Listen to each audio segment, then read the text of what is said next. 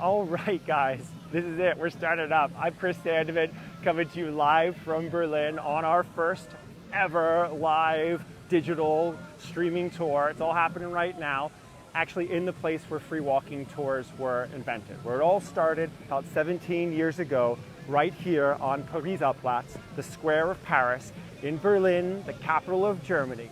It's a great honor for me to be able to share this tour with you, to my friends, to my family, to the tour guides who work with us or worked with us in the past or will work with us again in the future. Thank you all for coming and letting me talk to you about this great city and about this tour concept. So for those folks who've never done a free walking tour before anywhere else in the world, the basic concept of it from the very beginning was about increasing access, right? I'm a big believer in building bridges, taking down walls, and connecting people. Because I firmly believe that if you can have your own experience in a place, if you can be there, even if it's kind of virtually in this experience with me now, you're able to hard code your own information in your head, which lets you form your own opinions. And someone else tells you what to believe, you already know what you believe because you've experienced it yourself. And that was a big part of my mission. After 20 years of doing free walking tours, after 17 years doing free walking tours, we'd only made it into 20 cities. And that's amazing. It's the biggest and best anyone ever did, but it was still limited. And now, ironically, through this incredible crisis that our tourism industry and our company specifically has been going through, I've come to realize that there's an awesome opportunity as well. The opportunity for us to connect with more people all over the world. And I could imagine 6 months from now, a tour guide in Mongolia and Ulaanbaatar doing like a yak and yurt tour to people all over North America. People being able to visit a place they wouldn't normally have gone. So it's a great honor for me to be able to bring this to you guys. Now, if you haven't done a free tour before, you don't know how the concept works, basically the idea is this. If by the end of this experience, you think it was actually worth paying something for it, it would help us immensely if you would consider hitting the donate button, which eventually will show up as a PayPal link somewhere on our screen down there in the comment section, and making a contribution. 100% of those proceeds go directly into the company and supporting us to survive until the end of the pandemic, and also letting us know that this is actually valuable for you guys and you want us to be doing these tours. All right, look, enough of all that stuff. I'm not going to talk about that again for the rest of the tour. Maybe at the very end I'll remind you. But until then, we've got to talk about this incredible monument which is sitting behind me. Not just a symbol of Berlin, but a symbol of all of Germany. But before we talk about it, we got to do a quick circle of history around Platz, the square of Paris, starting with this building right over here. It's none other than the US Embassy. Now, the US, the French, the British, and the Russians were the four conquering powers that ended World War II, freeing the German people from the Third Reich, the Nazi regime, and their embassies are all within spitting distance of where we are right now. The US one being right here, and you can notice there's a theme in the color of this building. It's not supposed to overshadow or attract away from the monument, the Brandenburg Gate, which we're going to talk about at the end of this circle of history. That color continues on into this building over here, DZ Bank. DZ Bank, connection with Americans here as well. Frank Gehry was the architect.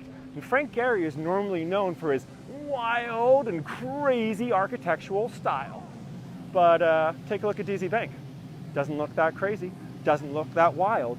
It would though if you went inside the building. There you see like an undulating fish-like creature with glass scales, shiny, with light pouring in through the roof, and eventually the body of that fish kind of flapping its tail up on the roof above. Can't see it from down here, again, because nothing's allowed to overshadow the grandeur, the might of another building that we're still not ready to talk about yet. Because instead, we're walking over this way, over towards the Academy der Kunst. It's the Art Academy. It's got this prime time location here on the square of Paris, where the royal exit and entrance to the city of Berlin is, because the German government is saying that art and the promotion of art is so important that it should be full front and center for people to come and enjoy. If you follow the line across from the Academy der Kunst, you head over to the Hotel Adlon. Hotel Adlon looks like an old building. it looks like a building that used to be here on the square. Well, it's actually a recreation, a reconstruction of the original building, so it looks very similar. But it too, unfortunately, was destroyed, or mostly destroyed in World War II, as was 90% of central Berlin, either by Allied bombing or eventually by Russian artillery in the end of the war in 1945. The Hotel Adlon has a couple of claims to fame, however. Up on the top, you've got the presidential suite with like bulletproof panes of glass and space for snipers and the rest of it. You also have an incredible bathroom inside, which is always worth shouting out to, unless you're the reception at the Hotel Adlon right now and you're hating me for mentioning it.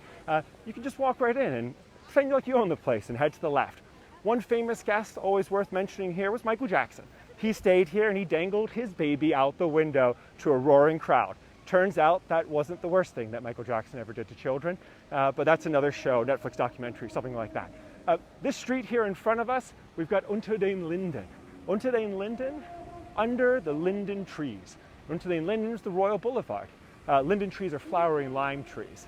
And if you were to follow this boulevard all the way down to its end on Museum Island, what you'd get is where the old Royal Palace was and is again, actually. Ironically, this is a tour that we will be doing tomorrow. If we don't completely screw up today, I'll be back again tomorrow. Same time, 6 p.m. Berlin, 12 noon New York, 9 a.m. LA, 2 a.m. Sydney. By the way, if you're watching from Australia right now, thank you so much, but you can go to bed. I really appreciate it, but you're nuts if you're here right now. Going around the corner, one more stop, we've got Starbucks, the unofficial US Embassy, followed by another real embassy over here, which is the French Embassy. Now, the French Embassy, if you take a look at it, it kind of looks a little funny, right? I mean, it doesn't look like the sort of grandiose and beautiful embassy that you might expect coming from the French, right? Instead, it kind of looks like a bunker. The base of it looks like they've laid sandbags. And in fact, those little black spaces almost looks like you could have riflemen sticking their guns out and shooting at people invading the French embassy. Why? What's this animosity, you ask? Well, of course, the French and the Germans were at each other's throats with a big, long border for a long time. We're going to talk more about that in just 1 second as we wrap our way past the Allianz building over here, insurance company, more banks, you got the Quebec Cultural House in the corner there, the old Max Liebermann House, until eventually, just really quick, it's worth mentioning, there's a little bit of a demonstration here. That's totally normal, guys. You get these demonstrations or demos around the Brandenburg Gate because it's such a symbol of Germany, not just Berlin, like I said, but Germany as well. So people will usually come here and demonstrate. It's where they hold big parties and such. But to the Brandenburg Gate itself, the old royal exit and entrance to the city of Berlin. 12 Doric columns, and on top of it, the crowning grace, the quadriga. Now, the gate itself is built in 1791. The quadriga goes up in 1793. And when she goes up on top of the gate, they call her the goddess of peace and prosperity. Her idea was to bring all that peace and prosperity into this great city of Berlin and have it send right down the Royal Boulevard. Until, in 1806, another guy enters through this gate. It's Napoleon, who rides across from France. He's conquered the Prussians, and he says, "Aha, sacré bleu, I want this in the Louvre." And he steals the quadriga, the goddess and the 4-horse-drawn chariot, and he takes it all the way back to Paris, until the Prussians team up with the British, the Russians, and some Spanish, and they all go back to France, defeat Napoleon, and they return the quadriga and replace it up here. But she is no longer the goddess of peace and prosperity. Oh no, no, no. Her new name is Victoria, the goddess of victory. And in her hand, they add this ass-kicking staff with this iron cross right in the middle of it, right? A symbol of Prussian military power and might. And on top of the iron cross, they add the eagle of war, right? They changed the name of this square, which formerly was known as the Square. Pretty simple, pretty straightforward. German's very direct. They changed it to be called the Square of Paris, like I've been saying. Are you following me in the back, guys? Can you hear me in there? What I'm saying is the goddess of victory stares down over the Square of Paris, right? Victory over Paris. And where is she looking? She's looking at the friggin' French embassy. Just saying, I'm keeping my eye on you, Frenchies. I'm watching you guys. All right, back to the gate. Come on, follow me back to the gate over here. Stop moving so fast. As we walk towards the gate, let me tell you a little bit more about it, all right? Come on. The middle entrance, the middle space, that was only for the royal family to come in and out of. Except for one other family, the Poul family. They're the ones that actually return the quadriga back from Paris. So they get a special allowance to come through here as well, through the middle entrance. All us normal plebs and commoners, we're going through the side entrances, not the center. Additionally, ambassadors. If you're an ambassador coming from another country to present your credentials for the first time to the ruler, the royal family here, then you would also pass through the middle symbolically for that one time. As we get closer and closer to this gate, what we're going to see is that actually it survives largely the bombing and the artillery shelling that takes place at the end of World War II. But what you also will see as we get closer are bullet holes. Repaired, restored, but over 100,000 bullet holes kind of peppered this royal exit and entrance to the city. And they patched it up so we could come back and visit. Come on, let's take a closer look and I'll show you some of those real fast. All right, yeah, here you go. It gives you a sense of how hand-to-hand the combat was at the very end of the war. As Russian troops surround Berlin, a city which is full of the last German soldiers, many of them really not having seen enough winters or having seen way too many winters to be effective in fighting against the Russians. But still, despite that, they put up a heck of a fight. And that was because they knew the Russians were no longer taking prisoners in their speed to conquer Germany. Now, the square that we're walking out onto right now is the square of the 18th of March. And the only reason why I really want to bring it up is because there was a revolution in Berlin in 1848, which took place on this square. The whole point of that was to try to establish some sort of democratic power for the people. And local Berliners rose up asking for things like freedom of the press, for non-abuse of prisoners, some basic human rights. And they set up barricades. And watch your back, baby. They set up barricades, and the Prussian forces who come into the city are unable to dislodge them.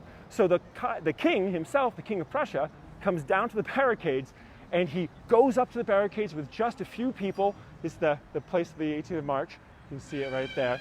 He comes down with a few of his guards who surround him, and he climbs up onto the barricades, and he wraps himself in the flag of the revolutionaries, the red, black, and gold flag that they were using, to say to them, I too am a revolutionary now.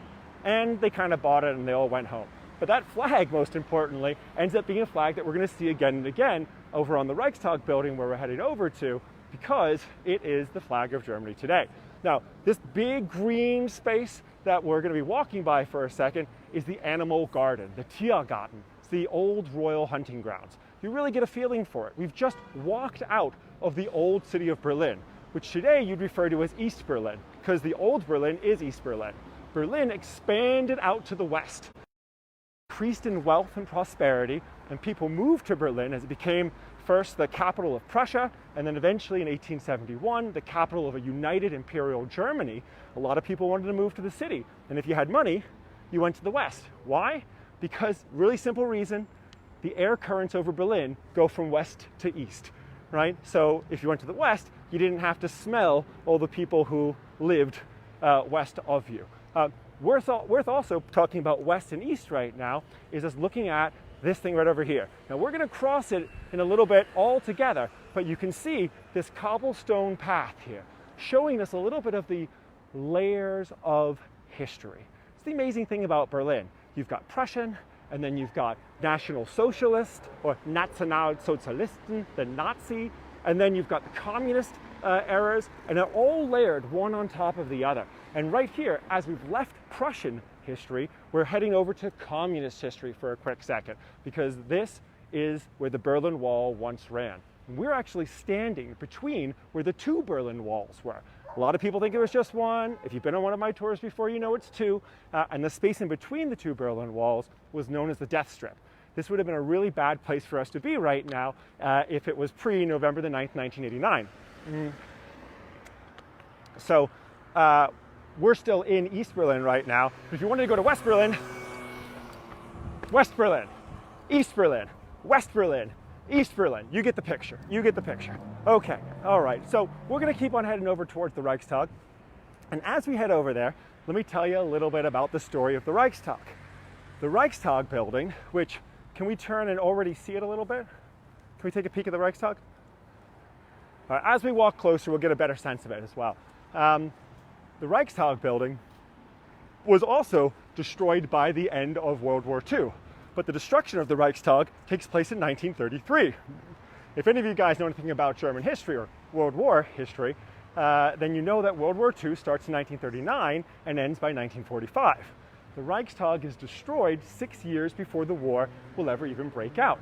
And what that effectively means is that, well, someone else destroyed the Reichstag, not the Allied bombers and not Russian artillery.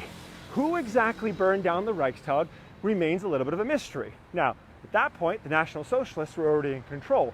So they said, we know who it was. It's this crazy Dutch anarchist communist named Marinus van der Lubbe. He's the one that set fire to the Reichstag. A lot of people disagreed. They thought it might have been a guy with a little mustache from Austria, walked around with his hand in the air, and that he'd ordered the burning of the Reichstag. But whoever set the fires in this building, Hitler, definitely took advantage of that. It makes sense for us to back up a little bit as we're walking and just to understand the context that the fire gets burned in, the building gets burned down in. End of the World War I, 1918, you have the Treaty of Versailles, and Germany is forced to accept pretty punishing reparation payments. That's one of the main conditions of the Treaty of Versailles. The second main condition is that the ruling monarchy, the Hohenzollern family, those Prussian and German imperial kings that built the Brandenburg Gate and whose royal boulevard and royal hunting grounds we've been talking about, they are forced to abdicate the throne. The last one of them, William II, ends up moving to the Netherlands. In that empty space, this void of power and leadership, there's an opportunity to replace the constitutional monarchy with something else. And it is a brilliant, forward-thinking, super progressive concept of this new government, a really democratic form of governing that the Weimar Republic ends up becoming. The problem is that the Weimar Republic is crippled from the get-go by these really punishing reparation payments from the Treaty of Versailles, paying back France and the UK and ultimately the US, who'd lent a lot of money to France and the UK, and they can't financially get going. So they think, you know what we should do to help pay off the reparation payments? We're just gonna print money. We're gonna print lots and lots of cash. And unfortunately, this leads to hyperinflation in 1923 and 1924. US bankers come in and they help save the economy until 1929. What happens then? US stock market crash. And when the stock market crashes, the money dries up. In the US, they called it the Great Depression. But when the US sneezes, the world catches a cold. So if it was the Great Depression there, you can imagine what it was here. By the early 1930s, I kid you not, people in Berlin were starving to death. They started to eat cadavers just to survive. It's intense. So with that whole system of, situation of economic hardship and disparity, you can imagine how people started to look to new political solutions. They weren't that used to democracy yet. They hadn't had it for very long. It's kind of a new concept. So these guys show up and say, hey, we're going to restore order. We're going to restore law and order, and we are going to help restore our dignity and our pride in our country. And we're going to march around and we'll wear great new uniforms and all the rest. And a lot of people are drawn into it. They really appreciate that. And going into early 1932, the Nazis have a massive, massive victory in July of 1932. And they get more than 40% of the vote. But by the fall of that year, by November of 1932, the pendulum has swung back. And a lot of people are like, maybe voting for the Nazis was a bad idea. Go figure, right? And they lose 1.5 million votes as the pendulum swings back towards, the center, so to say. That wasn't good for Hitler. So Hitler said, okay, he goes to von Hindenburg, who's the president of Germany at the time. Hitler's the chancellor, basically the head of the largest ruling party in the parliament. And he says to von Hindenburg, whose main job was like kissing babies and cutting ribbons and things like that, he says, hey, von Hindenburg, you have this one, set of powers that you really use right now. Specifically, you can grant a new election. I need one. Von Hindenburg says, fine. March the 5th, 1933, there'll be another election. And just 6 days before that, on February 27th, 1933, this building catches on fire. And like I was saying before, we're not completely sure whether it was the Dutch guy, Van der Lubbe, or whether it was Nazi stormtroopers kind of like marching underground in a secret tunnel from Goering's house, carrying, phosphorus fire torches and whatnot. But Hitler definitely shows up and goes back to von Hindenburg and says, "Hey, von Hindenburg, check it out. I know who burned down the Reichstag. It wasn't us, of course. It was that crazy communist guy, the Dutch guy." He actually admitted to it. He also admitted to burning down the ancient library of Alexandria. The guy was a time traveler, it turns out. So, there was a lot of discrepancy in there even today. But either way, von Hindenburg is like, "Ooh, I'm a von Hindenburg. I'm an old aristocrat. The last thing I like is the idea of redistributing the wealth like the communists want to do." So, von Hindenburg, hearing out Hitler, saying we've had this massive terrorist attack, right? We need to reestablish law and order. Von Hindenburg says, "I will grant you some very, very broad powers, but just for a very, very short time." Hitler will never return those powers, as the case may be, not until 1945, when the Brits, Americans, and the Russians take them back from his cold, dead hands, right? Hitler, taking those broad powers, says, "Okay, we need to protect the country," and he starts to arrest communists and socialists, basically the two parties that could really stand against the Nazis still back in the 30s.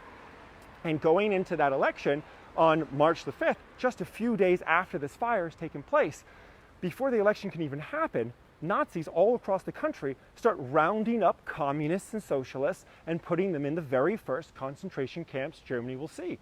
The first Jews to die in concentration camps here in Germany, they're almost just accidentally Jewish because they often ended up as leaders in the Communist Party, a party that didn't care that you weren't Christian.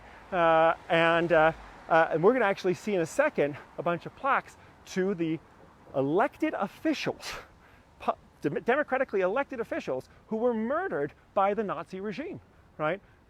So soon after the next election, even though the Nazis don't get anywhere close to an outright majority, they're able to scare people into believing that if they don't vote for the Nazis, if they don't support what they're doing, they're going to end up in the concentration camps along with all these socialists and communists. The result is that Hitler is able to push through what's called the Enabling Act. 2/3 of the parliament, which is now meeting across the street at that time because the building was burned down, 2/3 of them vote to surrender their own powers to make legislative decisions, and they surrender it to Hitler so that way he can rule by mandate for this, emergency period of time, which, like I said, lasts for another decade. He officially gets to just dictate what the laws are. By definition, he becomes a dictator.